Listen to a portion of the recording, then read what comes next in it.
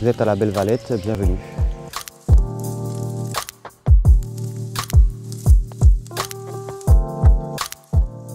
Là, j'ai tout fait à la spray. Tout à la spray. Le fond était déjà noir. Chose qui m'a bien aidé et que j'avais besoin d'un fond noir. Et après, je suis venu mettre mes formes un peu partout sur le château. C'est unique au monde, ce château. C'est le seul château au monde qui est fait à 360 degrés par un artiste. Astro, ça fait longtemps qu'on le tanne pour faire le château, parce qu'on adore ce qu'il fait et on savait que sur une surface aussi particulière, ça pouvait pas mal s'y prêter. Forcément, ça n'arrive pas souvent de peindre un château. Des murs, j'en ai fait vraiment beaucoup, mais par contre, un château, c'est unique. Ah, le problème du château, c'est ça. C'est tous les petits reliefs, là, les petites moulures, tous les trucs qui font que le mur n'est pas plat, quoi, en fait. Mais c'était le challenge. Il fallait arriver à faire un visuel droit sur des trucs tout tordus. C'est un mélange entre illusion d'optique et calligraphie ou écriture automatique, comme il aime l'appeler. Donc c'est un mélange des deux et ça casse en fait complètement l'architecture du bâtiment. Et du coup, ce qui est sympa, c'est que sur les 4 façades, il fait des illusions complètement différentes. Donc ça fait une visite à 360 assez chouette. Je dois tout faire là, de toute façon.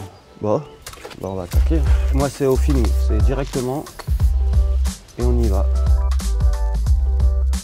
Pour le coup, moi, j'ai pas trop le droit à l'erreur. C'est écriture automatique, en fin de compte, je connais mes formes sur le bout des doigts et puis il faut qu'elles s'enchaînent entre elles. Après, voilà, sur le château, il y a des trucs comme ça, quoi.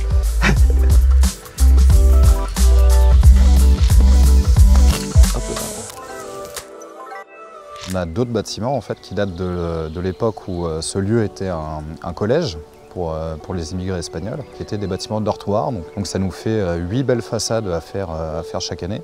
Et on a également des anciennes écuries de l'époque du vicomte et de la vicomtesse, qui nous donnent un beau mur de 40 mètres de long, une surface assez dingue. Et on a également une chapelle. Alors, la chapelle, par contre, on ne la peint pas. Jamais. C'est un bâtiment, c'est un monument funéraire, c'est un monument de mémoire. On fait des installations dessus. On fait appel à des plasticiens qui nous font des œuvres dingues chaque année.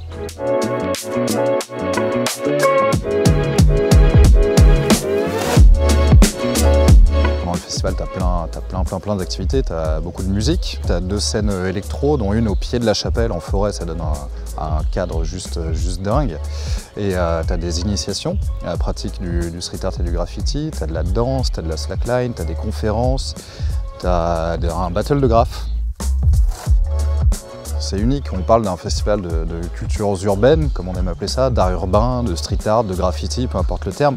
Vraiment en plein cœur de la campagne, on est sur un domaine boisé de 36 hectares avec une histoire assez chargée. C'est vraiment unique en son genre et le cadre est juste génial. Qu'on soit sensible à la peinture ou pas, tout le monde y trouve son compte. Il y a tellement de styles variés, d'artistes différents qui viennent intervenir ici.